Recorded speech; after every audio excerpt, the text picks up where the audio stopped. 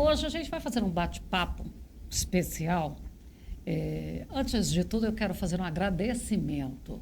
Agradecer ao Aldo da Balagro, Arnello, que são grandes parceiros e hoje estão permitindo para nós dois grandes nomes aqui para a gente fazer esse bate-papo. Primeiro, com a Suelen Moreira. Suelen, boa tarde, tudo bem com você? Boa tarde, tudo jóia.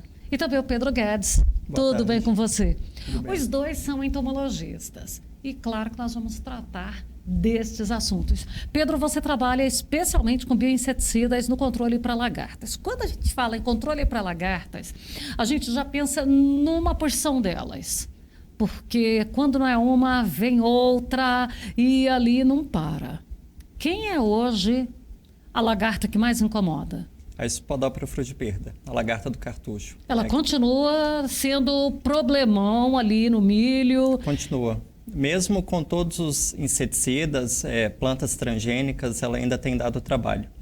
Por isso nós estamos pensando e desenvolvendo trabalhos com bioinseticida à base de BT, porque eles produzem várias proteínas que são específicas para o controle dessa lagarta e que dificultam o desenvolvimento de resistência, como tem acontecido com inseticidas químicos e plantas transgênicas. Você acha que em algum momento o produtor descansou porque achou que o BT ia resolver tudo e descuidou daquele monitoramento? Não necessariamente do monitoramento, mas com a tecnologia BT de planta transgênica, os produtores deixaram de plantar a área de refúgio. E isso compromete a tecnologia. Por quê? Aumenta a pressão de seleção e você seleciona populações de insetos resistentes rapidamente. Então, não foi feito um manejo adequado. Então, independente se esses eventos têm uma, duas ou três proteínas, elas continuam dando trabalho, porque rapidamente você seleciona populações resistentes.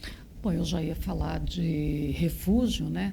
Só que eu ia levar o refúgio para Suelen, mas a gente ainda vai tratar muito dessa questão do refúgio, porque o refúgio não é simplesmente fazer duas ruas ali, né, da planta, fazer só uma ida da plantadeira ali, as duas ruas, o pessoal já sabe, né? Essa mulher é velha porque essa linguagem, olha, é bem antiga na agricultura. Suelen, e a cigarrinha?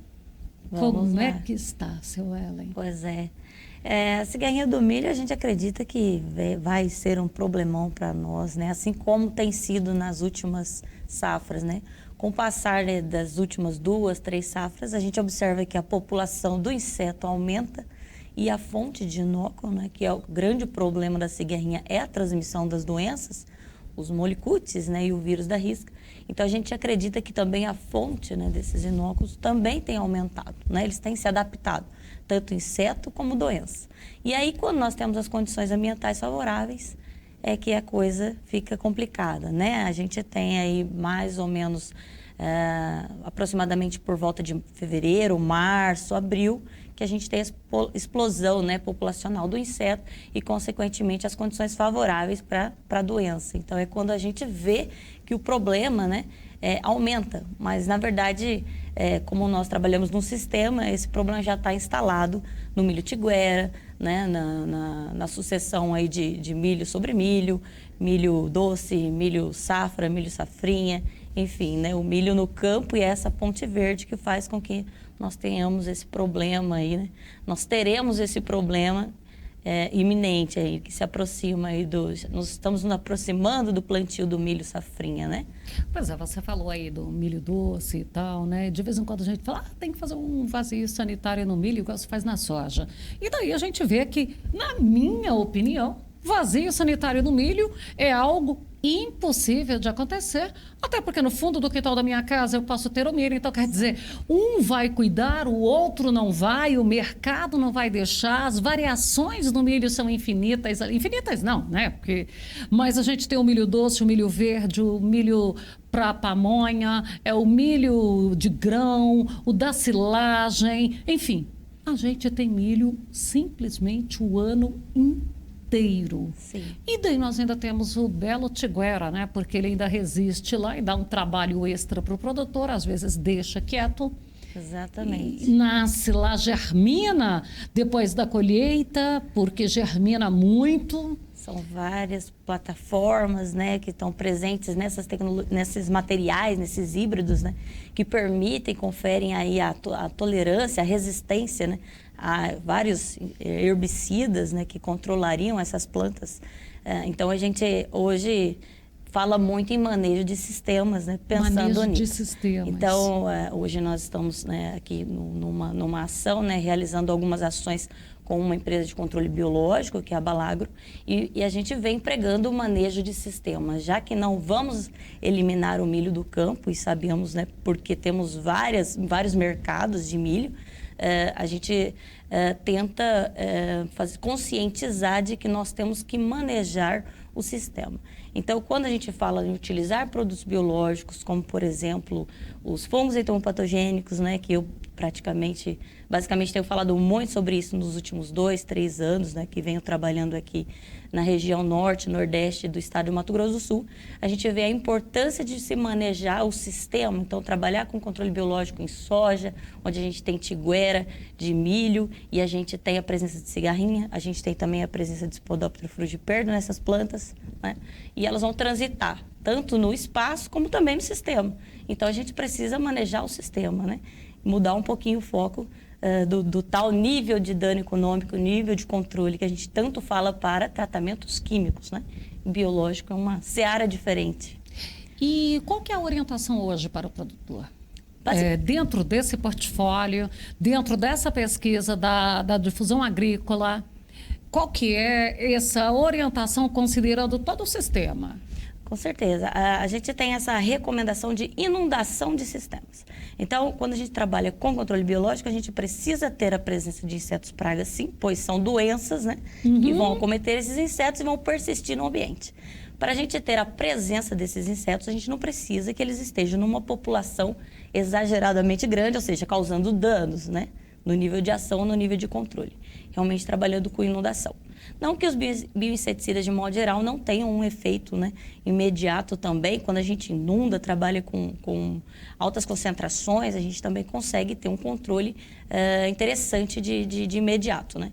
Mas com algumas pragas a gente não está conseguindo, como é o caso da cigarrinha do milho, né, ser imediatista. Então, a gente prega predominantemente que a gente trabalhe com inundação de sistemas. Então, que a gente utilize o controle biológico, de preferência, na melhor das hipóteses, em todas as aplicações que a gente for fazer dentro todas as entradas, né, todas as intervenções para controle de pragas, para manejo de pragas. Manejo de controle, né? Caminham juntos. Pedro, e lá com as lagartas, especialmente a lagarta do cartucho que você falou, e você também tem ali a experiência com a helicoverpa, que esse ano a gente ainda viu aí a helicoverpa presente na soja BT, aliás, na intacta? Sim. A helicoverpa também é uma praga que ela é polífaga e muito agressiva, da mesma forma que a Spodoptera. E também tem enfrentado o mesmo problema pensando em resistências às proteínas BT. Por que a utilização de um bioinseticida à base de BT? Porque apesar de ter as mesmas proteínas, essas proteínas estão completas, diferente de uma planta transgênica. A planta transgênica tem o fragmento dessa proteína que é expressa em alta dose. Então, são receptores específicos e você não tem uma diversidade tão grande, apesar de ter ventos que são piramidados, estaqueados, e pela falta de refúgio acaba desenvolvendo populações resistentes. Por que a utilização de bioinseticida à base de BT? Tem uma diversidade grande de proteínas. Hoje tem produtos no mercado com aproximadamente 18 proteínas, tanto proteínas VIP quanto proteínas CRI, que são muito eficientes no controle. E as bactérias, fungos, vírus, qualquer micro-organismo, eles têm o que a gente chama de fatores de virulência, que são vários mecanismos de ação. E isso é uma ferramenta extremamente importante pensando no manejo integrado de pragas. Isso faz com que você tenha efetividade no controle dessas pragas e dificulte a seleção de populações resistentes. E o benéfico, pensando em bioinseticida à base de BT, é que eles podem ser usados, existe compatibilidade com outros produtos fitossanitários. Então, pode ser usado. O que tem dado problema em relação, às vezes, ao posicionamento, mistura de calda, existem algumas especificidades que devem ser respeitadas. Bom, eu vou levantar a bola aqui, qualquer um pode bater, ou os dois, em relação à questão, falando aqui, de pragas secundárias, que com esses materiais que foram chegando com mais tecnologia, algumas interferências do produtor deixaram de ocorrer e aí pragas secundárias viraram primárias. Essas lagartas ou a cigarrinha, esta população ou até mesmo a resistência, a tolerância desses insetos ocorreu por causa disso? A gente pode falar isso? De certa forma, sim. E o importante, pensando também no controle de pragas secundárias, é que, por exemplo, os fungos entomopatogênicos, o mecanismo de ação é o mesmo. Eles agem sobre o tegumento do inseto. Então, são produtos que eles podem ser usados de diversas formas e com sucesso de controle, desde que você respeite o micro-organismo. Pensando em controle, a gente nunca pode menosprezar o inseto, já que são organismos que estão no ambiente há muito mais tempo do que nós. Eles têm muitas gerações por ano. Então, a gente tem que respeitar tanto os insetos pensando em controle, como também em posicionamento de micro-organismos, para que você tenha efetividade. Com certeza. Acho que isso, para complementar, foi a primeira pergunta que acho que tu fez para o Pedro, que se a ausência de monitoramento, né? Graças à disponibilidade das tecnologias BTs, tanto VIP3 em milho, BT em soja intacta, e isso fez com que nós fizéssemos menos pulverizações, menos controle de algumas pragas, e com isso a gente tinha uma certa supressão de pragas que poderiam ser secundárias. Aquela que pegava por tabela. Pegava por tabela, e a gente selecionou, né, esses indivíduos. Então, a pesquisa acredita muito nessa hipótese, né? Que foi isso que aconteceu com o milho, com agora a falsa medideira, que é a Hack-Plus e a Nu, né? Antigamente a gente tinha Crisodeix, né? Hoje um bom controle das plataformas, né, de biotecnologias, controlam a anticarça, controlam a Crisodeix, e aí a gente possivelmente pode ter selecionado Hack-Plusia, né? Selecionamos populações de Helicoverpa zeia, que tem aparecido bastante em soja BT, não só mais a Helicoverpa armígera, apesar de no campo elas serem de difícil identificação, através de uma PCR. A gente olha, acha que é tudo a mesma? E é a mesma, a gente faz um teste, né, um pouco mais refinado, uma análise de PCR, e verifica que ou elas hibridizaram, né, já houve esse relato também da Helicoverpa zeia, que é uma praga importante do milho, né? A lagarta da espiga e a Helicoverpa armígera, que também é importante na cultura da soja, ambas com as suas, né, peculiaridades. Helicoverpa armígera de difícil controle para inseticidas químicos, e Helicoverpa zeia não tem supressão de biotecnologias. Quando elas se hibridizaram, nós temos um problema. Nós temos pragas de difícil controle, tanto para as biotecnologias como para os químicos. E aí a gente tem o controle biológico, né? Que na dor a gente aprendeu a usar lá em 2012, quando nada controlava bem a Helicoverpa armígera, né? Houve liberação aí de alguns inseticidas emergenciais, né? Então, por conta dessa resistência dela, a gente passou a usar o controle biológico para a Helicoverpa armígera.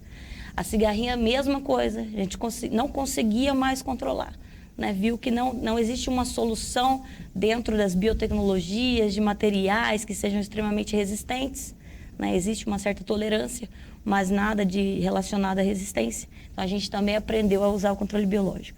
Então, na verdade, né, basicamente a gente precisa estudar, entender e aplicar, né, essa tecnologia que já existe no campo, a gente só está tentando aprimorar um pouquinho, né, aprender um pouquinho. Para a gente finalizar, se o químico, eu preciso ficar atenta com o horário de aplicação, tempo, a umidade do ar, a temperatura, a velocidade do vento, com o biológico, eu também preciso ficar atento a essas condições climáticas, sim, incluindo aí até tamanho de gota, ali... pH de calda. pH de calda, velocidade do pulverizador. Eu preciso me atentar a tudo isso. Vou deixar o Pedro responder, esse eu complemento. Sim, com certeza. porque se tratam de organismos vivos e não é qualquer coisa que você pode fazer.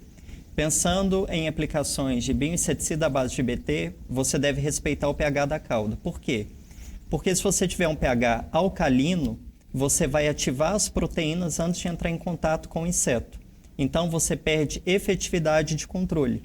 Então, respeitar o pH entre 5 e 7. Então, geralmente ele vai bem com inseticidas, fungicidas, não tem problema nenhum, desde que você respeite o pH da cauda.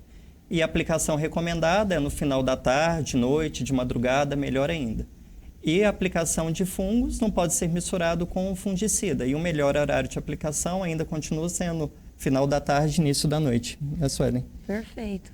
A única complemento que eu gostaria de fazer é que a gente vem estudando também nesse tempo todo de quando a cigarrinha, né, começou a ficar mais recorrente, né, ser um problema aqui na nossa região, a gente começou a ficar atento ao comportamento da cigarrinha. Né, e isso é chamado, então, a gente tenta estudar a bioecologia da praga, que é o ciclo de vida, onde ela fica durante o dia. Como que eu vou atingir o alvo? O meu alvo é um inseto. Então, a gente precisa saber em que momento ele vai estar, qual o produto que eu estou usando, qual o modo de ação, se é contato, se é através da alimentação. Para eu saber se eu vou usar um produto num horário em que a praga está mais exposta, ou o horário em que ela busca abrigo e alimentação embaixo das folhas. Então, a gente a pesquisa tem visto, né, que muitas vezes a gente negligencia isso, que é ir lá e fazer a aplicação. Então, além todas as condições ideais para a tecnologia de aplicação, né, como o Pedro falou, a gente ainda tem que olhar para a praga, né, para o cultivo, onde esse inseto está, o que ele está fazendo, qual vai ser a forma de exposição a esse controle que eu quero, né, que ocorra ali na área. Então, isso é muito importante para a cigarrinha. A gente tem falado bastante sobre isso também nos últimos dados de pesquisa aí. Bom, eu quero agradecer a vocês. Muito obrigada, Suelen. Obrigada, Pedro. Eu acho que a gente tem muitas informações aí que, em qualquer oportunidade, a gente continua Com certeza. a falar. A gente vai estar sempre à disposição. Também quero agradecer a presença do Jaime, que trouxe esses rapazes aqui, né? O rapaz e a moça para a gente. Mais uma vez, mandar um abraço para o Aldo, também para o Arnelo. Estão sempre acompanhando o sucesso no campo.